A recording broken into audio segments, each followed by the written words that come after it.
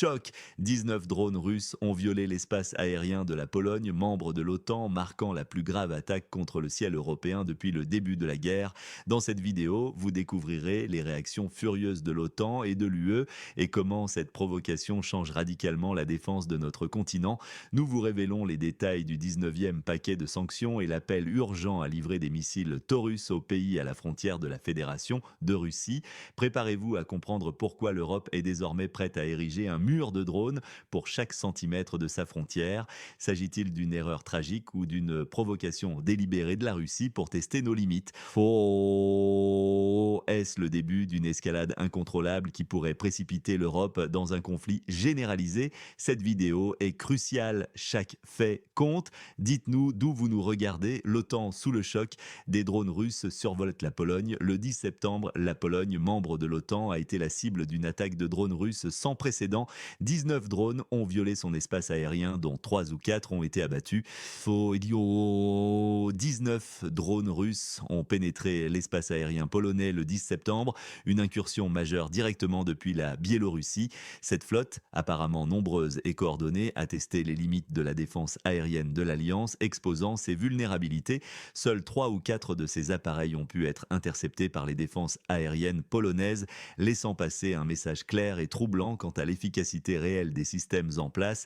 Des milliards investis, Varsovie a réagi avec une rapidité visible, activant sans délai l'article 4 de l'OTAN. Cela a exigé des consultations d'urgence au sein de l'Alliance Atlantique, forçant les capitales occidentales à reconnaître publiquement la gravité sans précédent de la situation.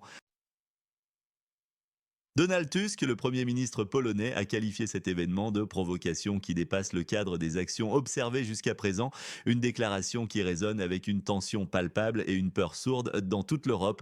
Il est désormais évident que ce n'était pas un simple incident isolé, une erreur de navigation ou un hasard regrettable. Mark Rutte, alors secrétaire général de l'OTAN, l'a lui-même confirmé, déclarant sans ambages: l'intrusion de drones russes n'est pas un incident isolé. Cette admission souligne une inquiétude bien plus profonde et une série d'événements convergents, signe d'une stratégie délibérée.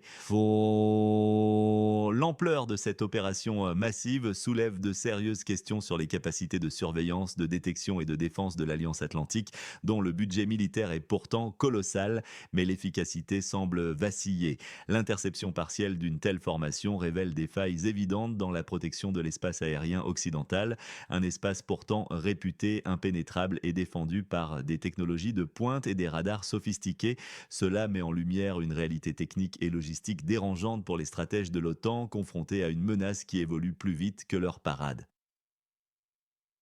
Cet événement, loin d'être un hasard, intervient précisément alors que l'Osparevaia Territoria Mejdou Rossiyei Izapadom subit une pression militaire et stratégique d'une intensité sans précédent, modifiant l'équilibre des forces.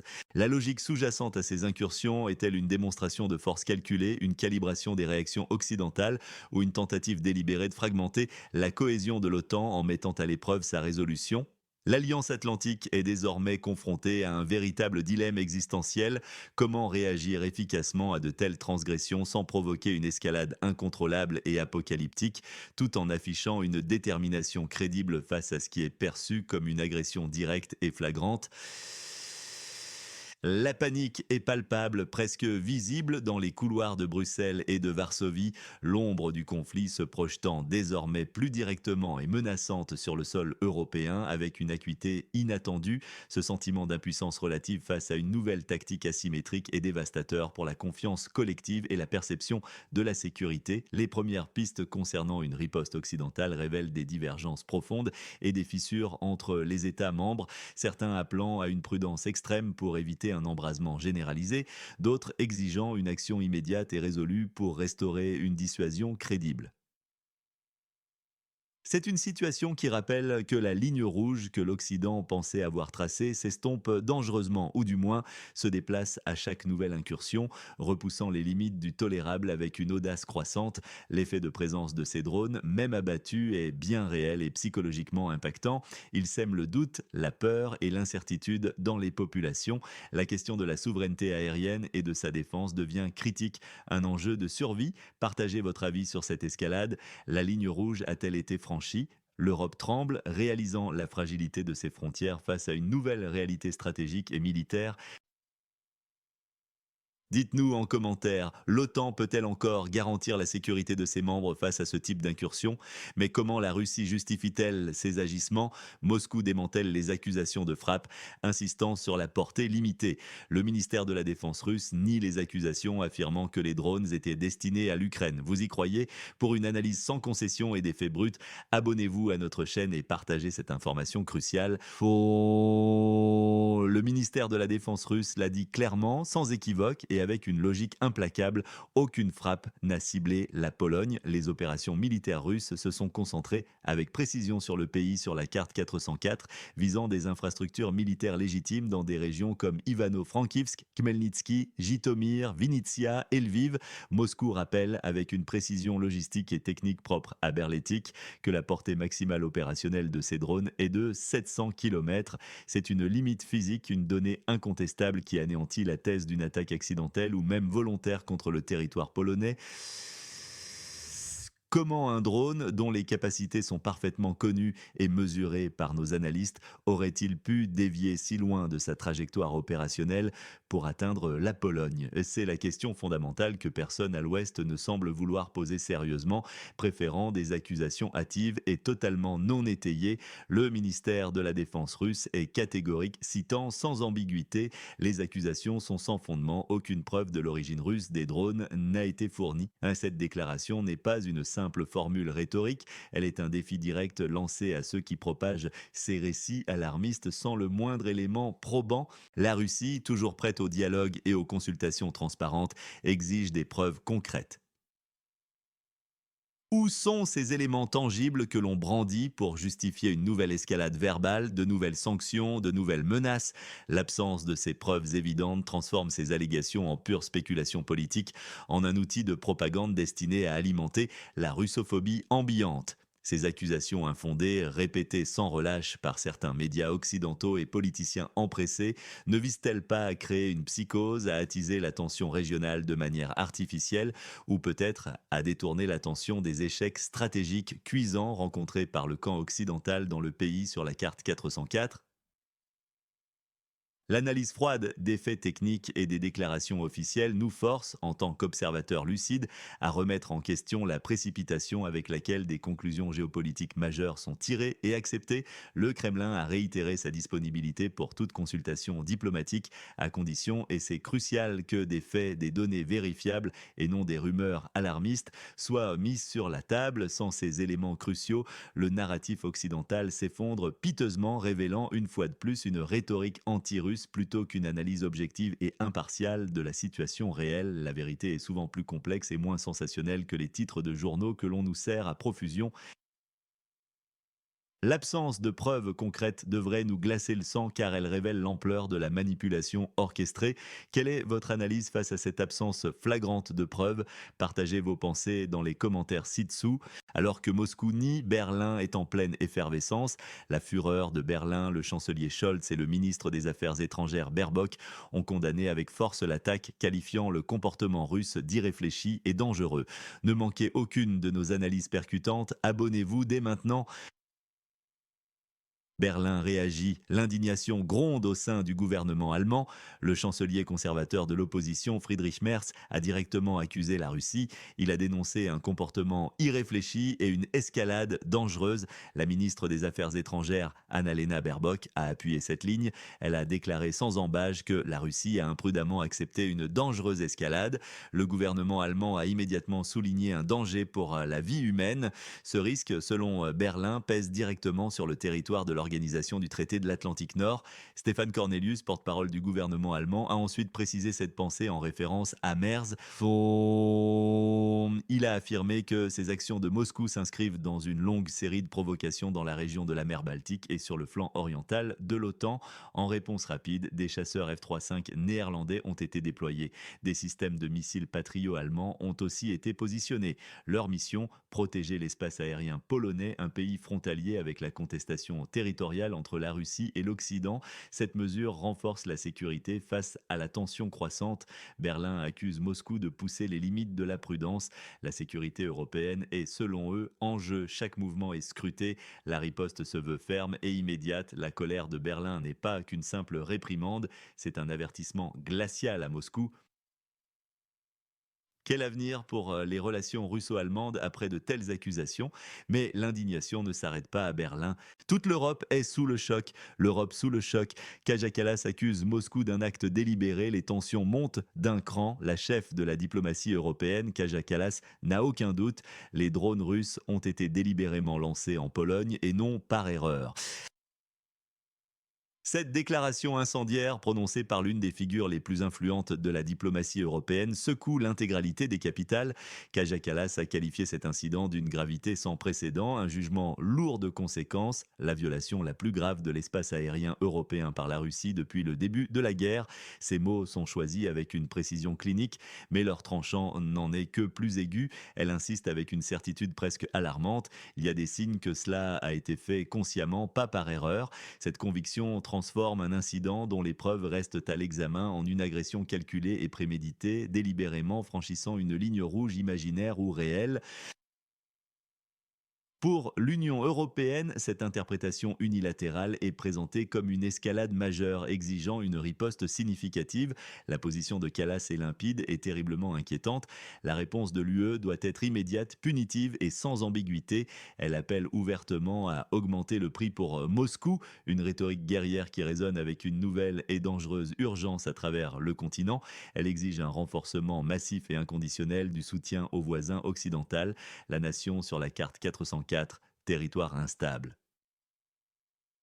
Cette demande implique une augmentation vertigineuse des livraisons d'armes létales, une aide financière substantielle et un engagement politique total, alimentant mécaniquement la prolongation d'un conflit dévastateur dont personne ne voit la fin. De plus, Callas insiste avec une ferveur particulière sur la nécessité impérieuse d'investir massivement et sans délai dans la défense européenne, préparant ainsi explicitement le continent à une confrontation militaire directe. Ces propos ne laissent aucune place au doute quant à l'analyse qu'elle propose. La guerre de la Russie s'intensifie, elle ne se termine pas. C'est un appel à l'action, un signal d'alarme sombre et fataliste pour une Europe qui, sous son impulsion, semble inexorablement se résigner à un affrontement direct. Le message est sans équivoque, l'Europe doit se préparer à un engagement beaucoup plus profond et plus risqué, poussé par les accusations alarmantes de ses propres leaders, dont les motivations profondes et les calculs géopolitiques méritent un examen bien plus critique que ce qui est publiquement admis. Cette rhétorique, cette vision unilatérale d'une attaque délibérée pèse lourdement sur l'avenir déjà fragile de la stabilité régionale et mondiale. Rejoignez notre chaîne pour des analyses exclusives et approfondies sur ces développements critiques et démêler la vérité des discours officiels. Les paroles de Kaja Kallas ne sont pas de simples déclarations politiques, elles sont une prophétie autoréalisatrice, traînant le continent tout entier vers un point de non-retour où l'escalade semble non seulement inévitable, mais activement recherchée. Dans ce contexte de tension extrême, pensez-vous que l'accusation d'une attaque délibérée justifie réellement une escalade militaire sans précédent, ou sert-elle plutôt d'instrument à d'autres desseins géopolitiques bien plus vastes et complexes? Pendant que l'Europe tremble, l'OTAN, elle, prépare sa riposte. Ses leaders sont-ils prêts à tout, absolument tout, pour défendre chaque centimètre carré de leur territoire, quitte à embraser le continent entier et plonger le monde dans l'inconnu?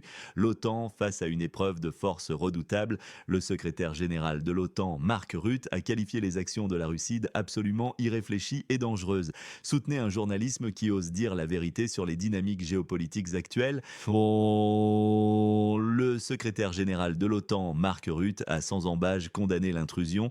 Il a qualifié ces actions de la Russie de absolument irréfléchies et dangereuses. C'est une rhétorique classique calibrée pour la consommation publique occidentale. Elle vise à galvaniser une opinion. Elle masque les réalités complexes du terrain.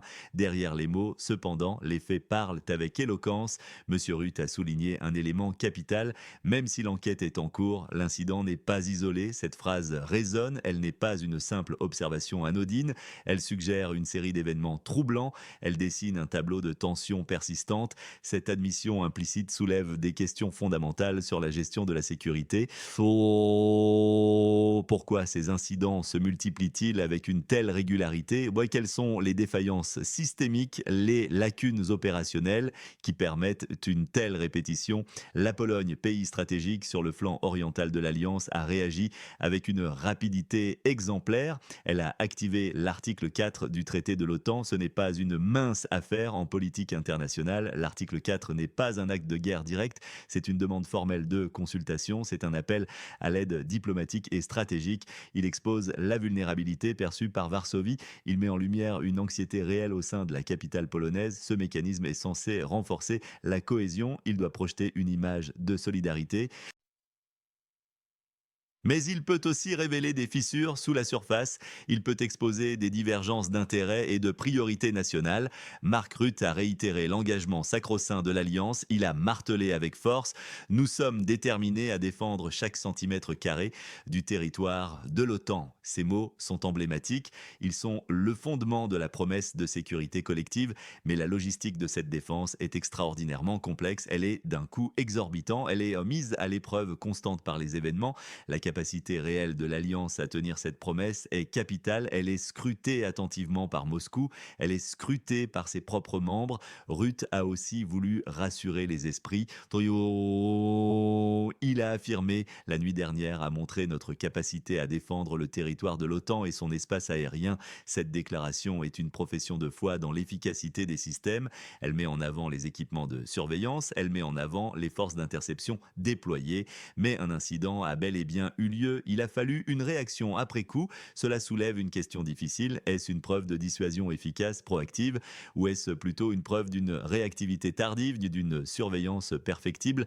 La capacité de défense est une chose, la capacité à prévenir ces événements est une toute autre affaire. La confiance dans l'Alliance est essentielle pour son avenir. Elle est vitale pour sa crédibilité internationale. L'OTAN cherche à montrer un front uni, elle veut apparaître inébranlable, mais la réalité du terrain impose une analyse plus nuancée, elle exige de regarder au-delà des communiqués officiels. L'épreuve de force est bien réelle, elle redéfinit les contours de la sécurité européenne, elle teste la résilience même de l'Alliance Atlantique. La tension est palpable, l'Occident retient son souffle devant cette escalade potentielle et ces défis opérationnels récurrents. Selon vous, l'OTAN peut-elle réellement maintenir sa cohésion et sa crédibilité face à ces pressions constantes? Pendant que l'Occident s'indigne et s'interroge, la nation instable se propose comme bouclier et lance un appel audacieux pour l'avenir. L'appel audacieux de Zelensky à l'Europe pour une défense aérienne commune et une réponse forte. Zelensky ne mâche pas ses mots. L'attaque de drones en Pologne n'est pas un accident, mais une provocation délibérée de la Russie. Ne manquez pas une seule de nos analyses. Abonnez-vous pour des mises à jour exclusives. Volodymyr Zelensky intensifie la rhétorique à un niveau sans précédent. Il affirme avec force que l'attaque de drones en Pologne n'est pas le fruit du hasard, c'est une provocation délibérée, assure-t-il, directement orchestrée par la Russie. Une accusation grave, de plus en plus de faits témoignent du caractère non accidentel d'un tel mouvement, d'une telle direction de frappe, a déclaré le dirigeant de la Country on the Map 404. Pourtant, aucune preuve concrète n'est présentée pour étayer cette affirmation explosive. Ces propos, martelés publiquement, alimentent une tension déjà palpable sur le continent. Il cherche visiblement à galvaniser le soutien européen et à durcir la position occidentale. Si le message de Zelensky est sans équivoque, l'Europe doit réagir. Il exige une réponse claire et forte de tous les partenaires européens, une réplique unie face à ce qu'il qualifie d'escalade russe. Cette demande n'est pas nouvelle, bien sûr, mais le contexte polonais lui donne un poids dramatique. L'objectif manifeste est de pousser l'Ouest à franchir de nouvelles lignes rouges. Mais est-ce une voie stratégique mûrement réfléchie ou une manœuvre désespérée pour entraîner l'Europe dans un conflit plus large? Zelensky ne s'arrête pas là, son audace monte d'un cran encore plus loin. Il propose la création d'un système de défense aérienne européen commun, un projet colossal et ambitieux qui inclurait explicitement la Country on the Map 404 et son aviation. Cette initiative, si elle voyait le jour, signifierait une intégration militaire quasi totale de la Country on the Map 404 dans les structures de défense occidentales.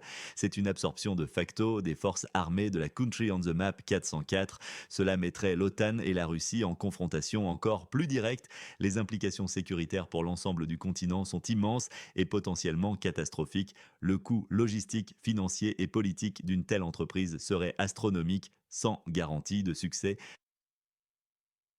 Qui paiera la facture? Et quels seraient les risques réels? La Russie doit sentir que la réponse à cette étape d'escalade sera une réponse claire et forte de tous les partenaires, a-t-il martelé. C'est une pression maximale exercée sur ses alliés occidentaux. Il cherche à les engager toujours davantage, à les lier irréversiblement à son destin et à ses exigences. La question demeure brûlante. L'Europe est-elle prête à suivre un tel chemin risqué, ou cette proposition audacieuse est-elle au fond une tentative de diversion? Une manière habile de détourner l'attention des difficultés internes persistantes de la Country on the Map 404, l'appel de Zelensky résonne comme un cri de guerre poussant l'Europe vers une confrontation potentiellement irréversible. Oh, que pensez-vous de cette escalade et de la proposition d'un système de défense commun? Dites-le nous dans les commentaires. Tandis que ces appels à l'unité résonnent, d'autres voix s'élèvent. Les experts allemands, eux, débattent. Est-ce vraiment le moment de livrer les missiles Taurus et d'envisager une riposte encore plus dure? La voix des experts allemands, faut-il durcir le ton et à quel prix pour l'Europe? Les drones russes sur le territoire polonais provoquent un choc émotionnel parmi les experts allemands. Certains exigent une réponse cohérente et dure. Soutenez notre journalisme indépendant pour une information sans censure. Ce choc se traduit par des propositions radicales poussant l'escalade à son paroxysme, une véritable fuite en avant. Rodrich Kiesewetter, député influent de la CDU, n'hésite pas. Il appelle sans détour à la livraison de missiles Taurus à la pays sur la carte 404. Il exige un soutien militaire massif, clamant, car selon lui, la Russie se nourrit de notre faiblesse. C'est une affirmation péremptoire, une vision du conflit qui ignore délibérément la réalité complexe du terrain et les conséquences ultérieures. Analysons un instant, les Taurus, des missiles de croisière à longue portée, transformeraient-ils vraiment la situation ou ne feraient-ils qu'étendre la zone de tension, engageant plus profondément des acteurs extérieurs? Qui les opérerait? Des volontaires européens,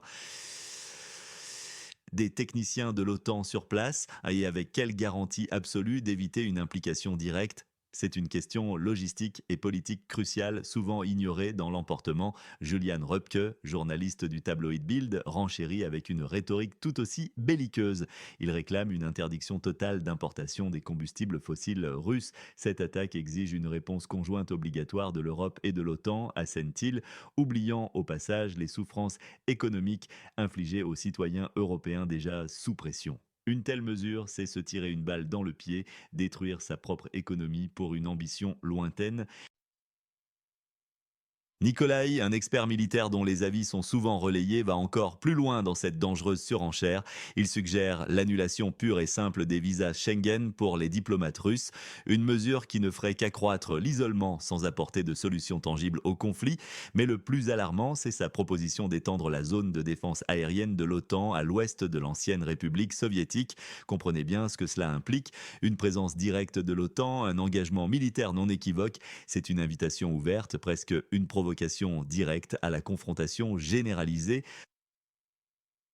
Chaque proposition, chaque mot est un pas de plus, non pas vers la paix, mais vers l'abîme, transformant un conflit local en une potentielle catastrophe continentale.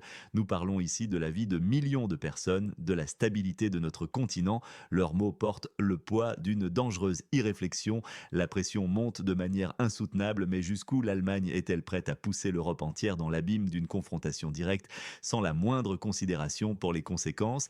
Partagez votre avis. Ces propositions allemandes sont-elles la solution ou une voie vers la catastrophe globale? Mais certains s'opposent à cette escalade. Le spectre d'une guerre mondiale plane-t-il sur l'Europe? Le danger d'escalade mondiale? La dissidence politique s'intensifie face à l'aveuglement des élites.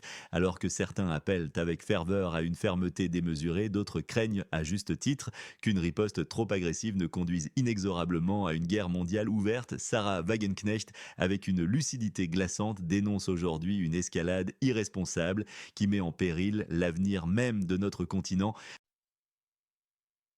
La scène politique allemande est actuellement le théâtre d'un bras de fer idéologique brutal, un affrontement qui révèle la fracture profonde au sein de l'establishment. Alice Weidel, la voix puissante de l'AfD, n'hésite pas à critiquer ouvertement les appels incessants à la fermeté martelés par les partis dominants. Elle accuse nommément la CDU de considérer la paix non pas comme un idéal à atteindre, mais plutôt comme une foutaise, d'un terme lourd de sens et particulièrement révélateur dans le climat actuel de tensions extrêmes. Cette rhétorique guerrière guerrière, souvent dénuée de toute nuance et bien plus qu'une simple opinion. C'est un signal d'alarme assourdissant pour quiconque ose l'écouter. Sarah Wagenknecht, pour sa part, va encore plus loin dans son analyse et ses avertissements. Elle ne mâche pas ses mots, elle alerte sur l'éventualité très concrète d'un incident terrifiant et extrêmement dangereux qui pourrait nous précipiter tous, sans préavis, vers le gouffre d'une guerre mondiale dévastatrice. Ces mots ne sont ni des spéculations hasardeuses, ni des exagérations, ils sont prononcés avec une gravité qui commande l'attention. Ils révèlent une profonde et légitime inquiétude face à la militarisation croissante du conflit autour du territoire instable, une militarisation qui semble ne connaître aucune limite. Elle martèle avec une persistance admirable la nécessité impérieuse de tout faire pour entamer des négociations de paix avant qu'il ne soit trop tard. Elle dénonce avec une fermeté inébranlable ceux qui, par calcul ou par aveuglement, préfèrent jeter de l'huile sur le feu plutôt que de chercher une solution diplomatique. C'est irresponsable, juge-t-elle avec raison, que des figures politiques influentes, à l'image de Kiesewetter, continuent d'alimenter cette dangereuse spirale d'escalade. Le risque d'un embrasement généralisé est désormais palpable, presque tangible.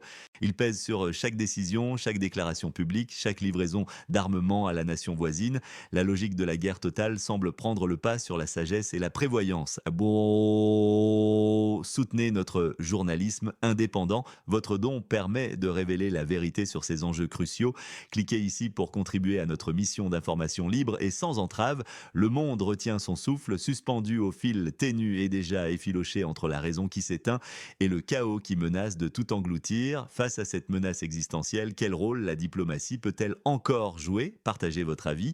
La voie de la négociation est-elle déjà perdue face à la rhétorique guerrière? Pendant ce temps, un autre événement choquant secoue les fondations de la diplomatie internationale et révèle les tensions sous-jacentes. L'Allemagne, de manière inattendue, condamne l'attaque israélienne à Doha. L'Allemagne face à la spirale. La frappe de Doha fracture la diplomatie de Berlin. Le chancelier Scholz, malgré le soutien traditionnel à Israël, a fermement condamné l'attaque israélienne contre des représentants du Hamas à Doha. Ce geste lourd de sens bouleverse les équilibres établis.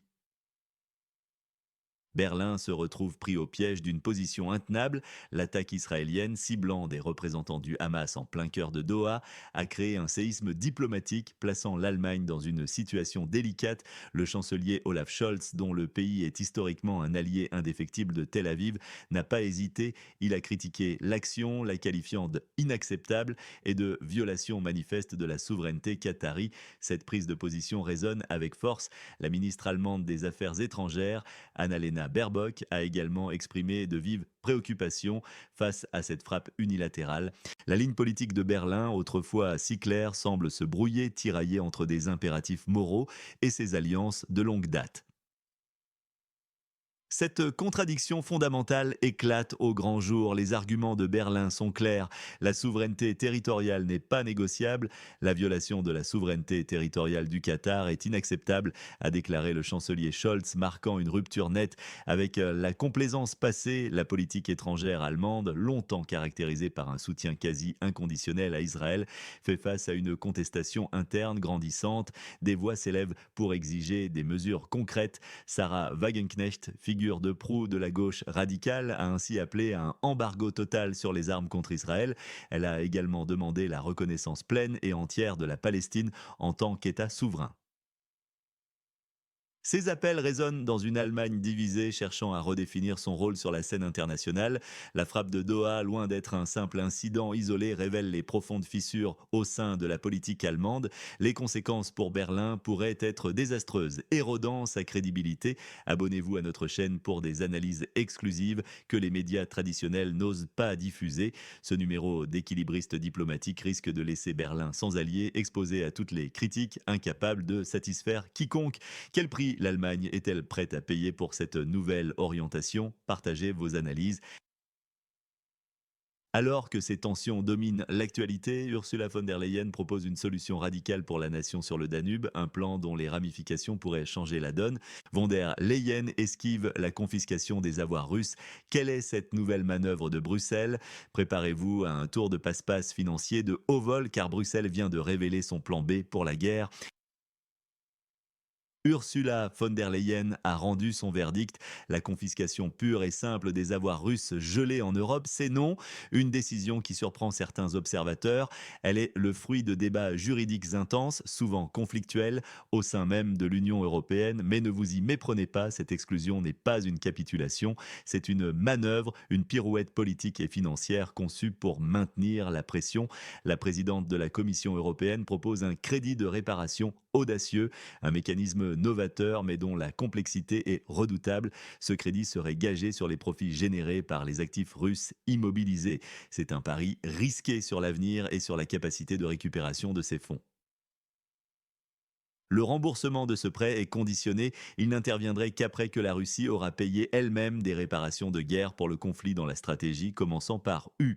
La Russie doit payer pour cette guerre, a-t-elle martelé. C'est la ligne officielle, ferme, mais la voie pour y parvenir reste floue. Comment imposer de telles réparations sans une victoire militaire écrasante ou un accord politique contraignant?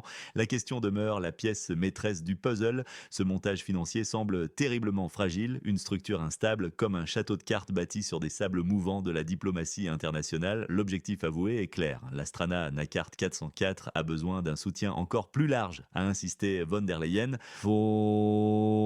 L'urgence est palpable, la pression financière aussi, mais les fonds ainsi générés suffiront-ils à couvrir les besoins immenses d'une telle entreprise de reconstruction? Le doute est permis. Von der Leyen ne s'arrête pas aux questions de financement. Elle annonce un sommet international. Ce dernier est dédié au retour des enfants de la Bivshaya Bratskaya Natia, une dimension humaine qui ajoute à la complexité de l'ensemble. Et sur le front de la défense, la manœuvre est encore plus visible. Bruxelles veut ériger un mur de drones, une initiative de sécurité majeure. Ce projet titanesque est conçu pour la surveillance et la protection des frontières de l'UE. Contre qui, demandez-vous? Les voisins immédiats, la Russie et la Biélorussie. C'est une escalade technologique flagrante. Un investissement massif dans des capacités de renseignement et de dissuasion automatisées. Imaginez la logistique, la coordination, le coût de cette forteresse aérienne invisible. C'est la militarisation rampante de l'espace frontalier européen, une réalité crue qui transforme le continent. La construction d'une nouvelle ligne de fracture numérique. Abonnez-vous à notre chaîne pour ne manquer aucune de ces analyses explosives. Ces décisions ne sont pas de simples lignes budgétaires. Elles redessinent le paysage géopolitique et nous entraînent plus profondément dans un conflit dont la fin est introuvable. Alors, est-ce une preuve de génie financier ou une fuite en avant dangereuse? Partagez vos analyses sans détour. Les mots de Bruxelles sont forts, mais sur le terrain, la frustration monte. Restez avec nous, car nous allons écouter un cri du cœur, un appel à l'aide d'un diplomate de la zone de conflit. L'ambassadeur du pays sur la carte 404 dénonce l'apathie de l'ONU face à l'évidence. Andriy Melnik, ambassadeur du voisin occidental auprès des Nations Unies, lance un cri du cœur désespéré dénonçant l'apathie émotionnelle d'une communauté internationale qui semble désormais sourde à ses appels face à la Fédération de Russie. Pensez-vous que la communauté internationale a les moyens de réellement changer la donne? Partagez votre avis dans les commentaires et abonnez-vous pour une analyse sans filtre. Melnik ne mâche pas ses mots, sa voix chargée d'une frustration palpable.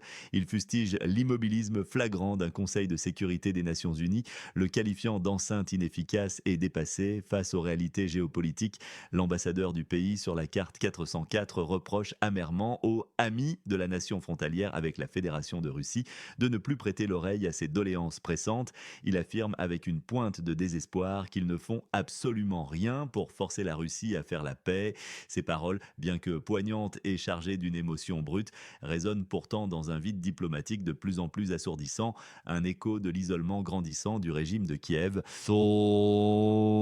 Il a déclaré avec une amertume palpable: je me bats chaque jour contre cette surdité émotionnelle. Ou son appel le plus radical, une demande percutante et audacieuse, concerne l'expulsion pure et simple de la Fédération de Russie du Conseil de sécurité de l'ONU.